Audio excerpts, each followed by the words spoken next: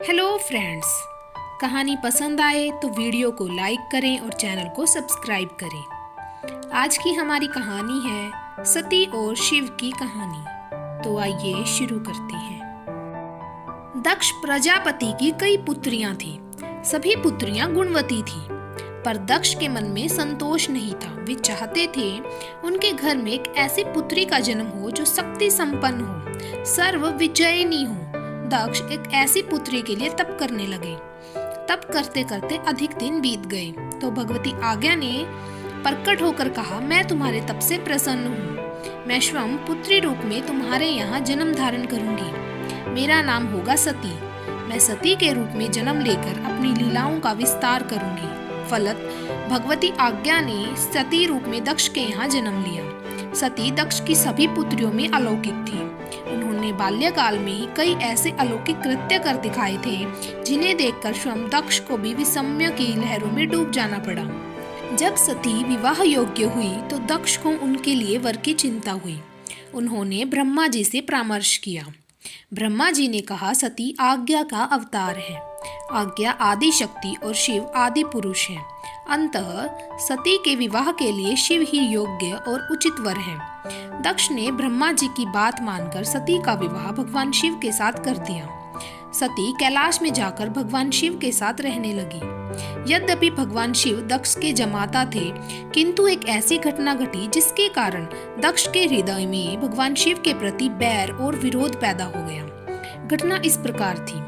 एक बार ब्रह्मा ने धर्म के निरूपण के लिए एक सभा का आयोजन किया था। सभी बड़े बड़े देवता सभा में एकत्र थे।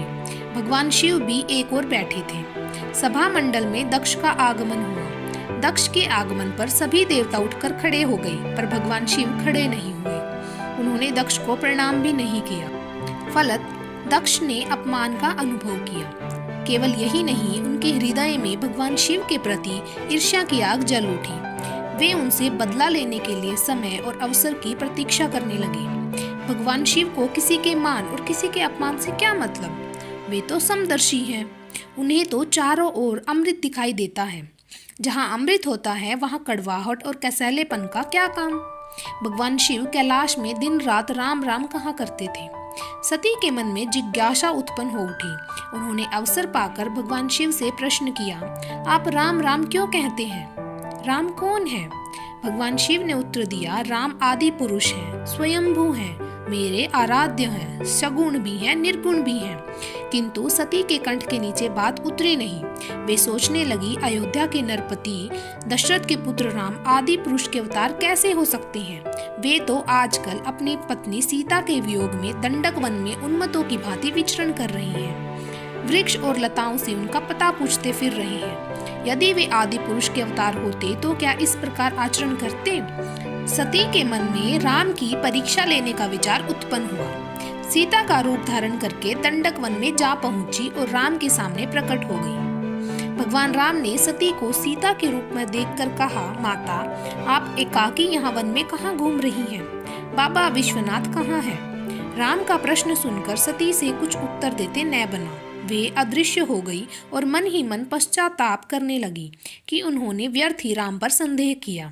राम सचमुच आदि पुरुष के अवतार हैं। सती जब लौटकर कैलाश गई तो भगवान शिव ने उन्हें आते देख कहा, सती, तुमने सीता के रूप में राम की परीक्षा लेकर अच्छा नहीं किया। सीता मेरी आराध्या है। अब तुम मेरी अर्धांगिनी कैसे रह सकती हो? इस जन्म में हम और तुम पति और पत्नी के रूप में नहीं मिल सकते। शिव जी का कथन सुनकर सती अत्यधिक दुखी हुई, पर अब क्या हो सकता था? शिव जी के मुख से निकली हुई बात असत्य कैसे हो सकती थी? शिव जी समाधिस्थ हो गए।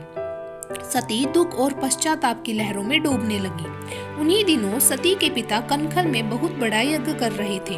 उन्होंने यज्ञ में सभी देवताओं और मुनियों को आमंत्रित किया था, किंतु शिव जी को आमंत्रित नहीं किया था, क्योंकि उनके मन में शिव जी के प्रति ईर्ष्या थी। सती को जब यह ज्ञात हुआ कि उसके पिता ने बहुत बड़े यज्ञ की रचना की है, तो उसका मन यज्ञ के समारोह में सम्मिलित होने के लिए बेचैन हो उठा। शिव जी समाधिस्थ थे। अंततः वे शिव जी से अनुमति लिए बिना ही वीरभद्र के साथ अपने पिता के घर चली गई। कहीं कहीं सती के पितृगृह जाने की घटना का वर्णन एक दूसरे रूप में इस प्रकार मिलता है। एक बार सती और शिव कैलाश पर्वत पर बैठे हुए परस्पर वार्तालाप कर रहे थे। उसी समय आकाश मार्ग से कई विमान कनखल की ओर जाते हुए दिखाई पड़े।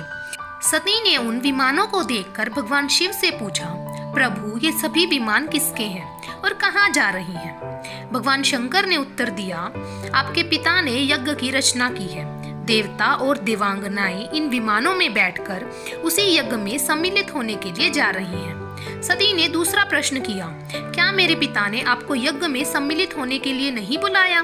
भगवान शंकर ने उत्तर दिया, आपके पिता मुझसे बैर रखते हैं, फिर वे मुझे क्यों बुलाने लगे? सती मन ही मन सोचने लगी, फिर बोली, यज्ञ के अवसर पर अवश्य मेरी बहनें आएंगी। उनसे मिले हुए बहुत दिन हो गए। यदि आपकी अनुमति हो तो मैं भी अपने पिता के घर जाना चाहती हूँ। यज्ञ में सम्मिलित हो लूंगी और बहनों से भी मिलने का सुअवसर मिलेगा। भगवान शिव ने उत्तर दिया, इस समय वहां जाना उचित नहीं होगा। आपके पिता मुझसे जलते हैं, हो सकता है वे आपका भी अपमान करें। बिना बुलाए किसी के घर जाना उचित नहीं होता। भगवान शिव ने उत्तर दिया, हाँ, विवाहिता लड़की को बिना बुलाए पिता के घर नहीं जाना चाहिए, क्योंकि विवाह हो जाने पर लड़की अपने पति की हो जाती है।